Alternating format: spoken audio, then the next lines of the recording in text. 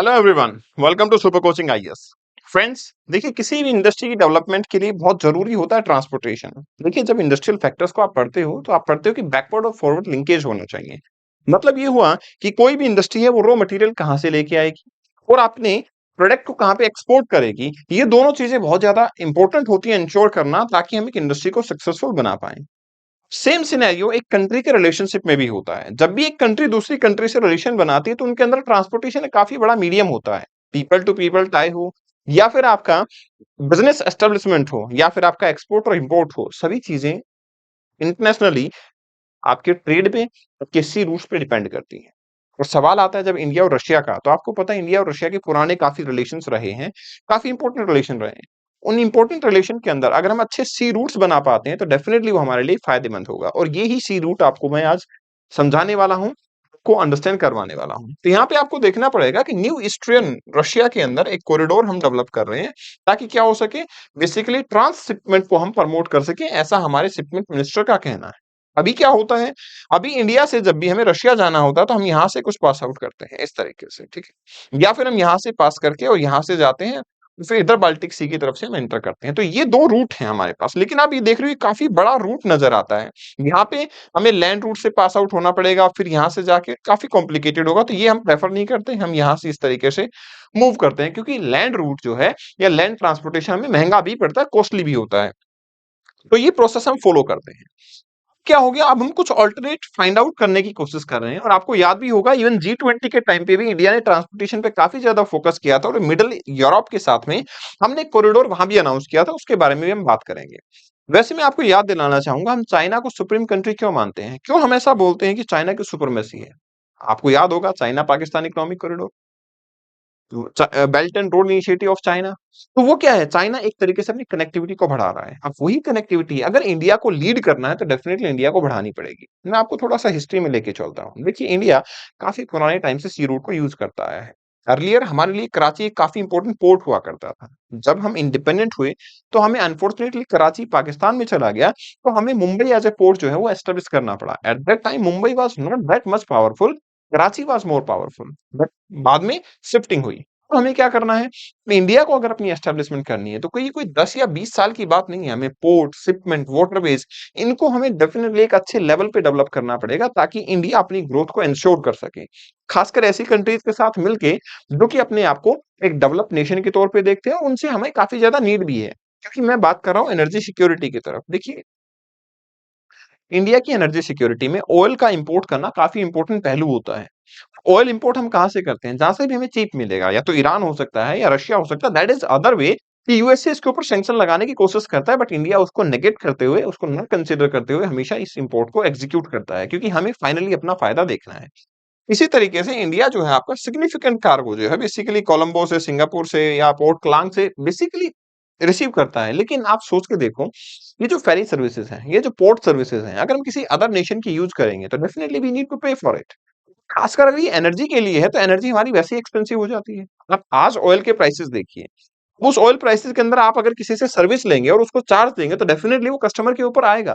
हमारा ट्रांसपोर्टेशन अगर महंगा होगा तो फूड एंड ऑल अदर चीजें अपने आप महंगी होती चली जाएंगी। इसलिए ट्रांसपोर्टेशन का चीप होना बहुत ही जरूरी है।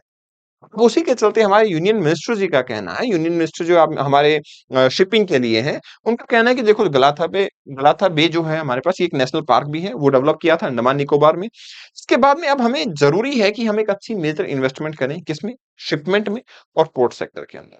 इवन मैं आपको याद दिलाना चाहूंगा, हमारे पास ग्लोबल मैरीटाइम इंडिया समिट होगी अक्टूबर के अंदर, 17 से 19 अक्टूबर। पहले इसका सेंटर जो है आपका वो न्यू दिल्ली रखा गया था, प्रगति मैदान। मोदी जी के सजेशन के बाद में इसको मुंबई शिफ्ट करने की बात आई है। इसकी थीम क्या होगी, कनेक्ट, कोलैबोरेट एंड क्रिएट। ये काफी मेगा इवेंट होगा। जैसे कि आपका G20 एक मेगा इवेंट है, वैसा एक मेगा इवेंट होगा जिसके अंदर हम ये देखेंगे कि कैसे हम ट्रांसपोर्टेशन को बेहतरीन बना सकते हैं, और खासकर क्या होगा, वाटरवेज का यूज करके। ठीक है, the major important thing is कि हमें यहाँ पे वाटरवेज का यूज करना है। तो मैं बताना चाहूंगा, देखिए मेजर जो पोर्ट है इंडिया के अंदर, 13 मेजर पोर्ट्स हैं। मेजर जो पोर्ट होते हैं ना, उनके ऊपर टैरिफ पॉलिसी होती है। ऑब्वियसली कुछ इंपोर्ट होगा, कुछ एक्सपोर्ट होगा, तो उसके ऊपर कुछ टैरिफ लगता है। टैरिफ पहले कौन डिसाइड करता था, tariff authority of major ports, ठीक है। बट यहाँ पे क्या था, काफी लैकुनास थे, गवर्नमेंट ने इसको भी अबॉलिश किया, न्यू फॉर्मेशंस किए। तो मतलब हम जब ईज़ ऑफ डूइंग बिज़नेस पे बात कर रहे हैं, ईज़ ऑफ डूइंग बिज़नेस को प्रमोट कर रहे हैं, तो हम फिर ट्रांसपोर्टेशन को क्यों नहीं चीप बना सकते? इंडिया जो है, एक ग्लोबल हब है, एक बहुत बड़ी मार्केट है। 1.4 billion people are residing in India. 8 billion total population है वर्ल्ड की, उसमें से 1.4 billion is living in India. तो we are a big market and we are also a big producer. अगर प्रोड्यूसर भी अच्छे हैं, मार्केट भी अच्छी है, तो डेफिनिटली इस कार्गो को हैंडल करने के लिए हमें एक फ्रीडम चाहिए, हमें एक ऐसा ट्रांसपोर्टेशन चाहिए जो चीप हो, जिसमें प्रोडक्शन की बजाय ट्रांसपोर्टेशन का जो खर्चा होता है वो कम रहे। बेसिकली ये हमें एंश्योर करना है। Coastal shipping, domestic cargo handling जो है is economically viable and offer substantial growth potential भी ये हमें दे सकती है। और ये माना जा रहा है जो हमारे इवेंट होगा, ग्लोबल मैरीटाइम समिट होगी, उसमें हम करीबन 10 लाख करोड़ की इन्वेस्टमेंट के बारे में डिस्कशन जो है ऑन पेपर कर पाएंगे। ग्लोबल मैरीटाइम समिट के बारे में बात करूं तो ये एक मैरीटाइम मेजर इवेंट देखने को मिलता है, जिसमें हम बेस्ट प्रैक्टिसेस, बेस्ट टेक्नोलॉजी का प्रमोशन करते हैं, यूज करते हैं। That is the simple scenario जो हमें यहाँ नजर आता है। मिनिस्ट्री का गोल क्या है? मिनिस्ट्री का गोल ये है कि हमें बाय एनी वे इंडिया को इकोनॉमिकल प्रोडक्ट्स के लिए पुश करना है। देखो क्या होता है, ग्लोबल मार्केट में पहले एक सिनेरियो हुआ करता था कि अगर आप प्रोड्यूस कर दोगे तो आप मार्केट पकड़ो और डम कर दो। लेकिन आज के टाइम पे qualitative goods at cheap prices, क्योंकि कॉम्पिटिटिव प्राइस भी देखने को मिलता है, और अगर आपकी कोई भी ट्रांसपोर्टेशन कॉस्ट ज्यादा हो जाती है तो वो कॉम्पिटिटिवनेस खत्म हो जाती है। मैं बताता हूं आपको कि आप सोचेंगे सर पहले भी तो सी रूट यूज कर रहे थे, फिर आप कह रहे हो वाटरवेज तो सस्ता होता है। मैं आपको डिफरेंस दिखाऊंगा कि नया जो वाटरवे हम डेवलप कर रहे हैं उससे हमारी मैकेनाइजेशन, मॉडर्नाइजेशन, डिजिटलाइजेशन, इंडस्ट्रियलाइजेशन को कैसे ग्रोथ मिलेगी। ऑल्दो इन चीजों से हमारे पास गवर्नमेंट ने फोकस किया और इससे हमारे पास ईज ऑफ डूइंग बिजनेस में काफी अच्छा हुआ है, बट स्टिल इंडिया को इंप्रूव करने की नीड है। हमारे एफर्ट जो है वो डेफिनेटली काउंट भी किए जा रहे हैं। अगर मैं बात करूं world bank logistic performance index की, तो इसमें लगातार इंडिया की रैंकिंग जो है वो बढ़ती जा रही है। हमें क्या करना है, देखिए जो रूट हम यहां से यूज करके और यहां तक पहुंच रहे थे, इंस्टेड ऑफ दैट हम चेन्नई को यहां से कनेक्ट करने की कोशिश करेंगे। व्लादिवोस्टोक जो है आपके रशिया का पोर्ट है, उसको हम चेन्नई पोर्ट से कनेक्ट करने की बात करेंगे। ठीक है, तो ये क्या होगा, ये होगा ईस्टर्न मैरीटाइम कॉरिडोर। ठीक है, हमारा ईस्टर्न मैरीटाइम कॉरिडोर जो है ये कहलाएगा, ये इंडिया और रशिया के बीच का डिस्टेंस जो है काफी हद तक कम कर देगा। जैसे पहले वाला जो रूट था हमें 8675 नॉटिकल माइल्स तक मूव करना पड़ता था, जो अब 5647 नॉटिकल माइल रह जाएगा। तो इससे हमारे पास एक तो टाइम बचेगा। ठीक है, दो टाइम आपको 21 डेज के आसपास लग जाता है, वो रिड्यूस होकर 12 दिन के ऊपर आ जाएगा इंडिया से रशिया का ट्रांसपोर्टेशन।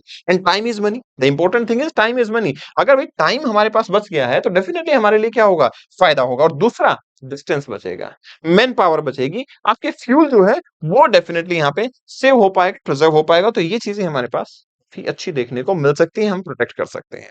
देखो इससे क्या होगा, ईएमसी है, ये आपके लिए फास्टर ऑल्टरनेटिव होगा सुएज कैनाल के थ्रू। ठीक भाई, अर्लियर हम क्या कर रहे हैं, या तो लैंड रूट हमें यूज करना पड़ेगा या फिर हम सुएज कैनाल के थ्रू हम जा सकते हैं, मलक्का स्ट्रेट से होते हुए यहाँ पहुंच जाएंगे। ठीक है, but now there will be alternate. ठीक है, there will be alternate route हमारे पास देखने को मिलेगा, और ये काफी मिनरल रिच एरिया है, तो डेफिनेटली वहां से हमारे पास काफी ज्यादा फायदा जो है वो होने वाला है।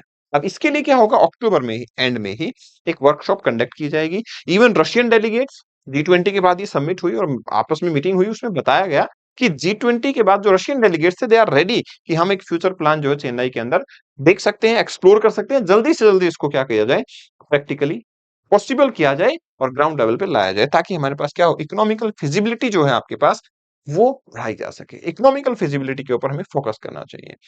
देखिए, आपको याद होगा G20 के अंदर मैंने ये भी बात की थी कि इंडिया जो है आपके मिडल ईस्ट यूरोप के साथ में कनेक्टिविटी चाहता, तो India middle east Europe corridor भी अनाउंस किया गया था। मैं ये कह सकता हूं कि ये आपका एक whole of the government approach है, जिसके अंदर कि हम कॉमर्स, फाइनेंस मिनिस्ट्रीज के ऊपर और प्लस में हमारी जो ट्रांसपोर्टेशन है उसको हम चीप बनाने की कोशिश करते हैं, ताकि इंडिया जो है वो वर्ल्ड की मार्केट को एक्सेस कर सके। ब्रिटेन की कॉलोनीज थी, उन्होंने किया क्या था, दूसरे लोगों की मार्केट को एक्सेस किया था, दोनों पर्पज से, अपने फिनिश प्रोडक्ट को पहुंचाने के लिए और रॉ मटेरियल लेने के लिए। आज के टाइम पे एनर्जी एक रॉ मटेरियल है, और अगर हमें चीप एनर्जी कहीं से भी मिलती है तो डेफिनेटली हमें उसको लेना चाहिए। बात क्या है, कंसर्न ये अराइज होता है कि आपके जो पोर्ट की डेवलपमेंट है अलोंग द कोस्ट लाइन, वो काफी मेगा प्रोजेक्ट्स के अंदर दूसरी इफ इंडस्ट्री से कॉम्पीट करती है, और उतनी ज्यादा इंफ्रास्ट्रक्चर डेवलपमेंट अभी के टाइम पे हमारी टेक्नोलॉजिकल एडवांसमेंट में नहीं है। हमारे पास इंडिया में सिर्फ 13 मेजर पोर्ट्स हैं, तो डेफिनेटली हमें इन मेजर पोर्ट्स को बढ़ाना पड़ेगा। इनकी जो कैपेबिलिटीज हैं, लॉजिस्टिक डेवलपमेंट जो है, लॉजिस्टिक हैंडलिंग कैपेबिलिटीज है, इसको बढ़ाना पड़ेगा। So that's the major initiative, क्योंकि इंडिया पे अब दो रूट्स होंगे। एक तो रूट होगा आपका मिडल ईस्ट यूरोप की तरफ, और एक होगा आपका ईस्टर्न कॉरिडोर, जो कि आपके ईस्टर्न मैरीटाइम कॉरिडोर, जो कि आपको कनेक्ट करेगा रशिया के साथ में।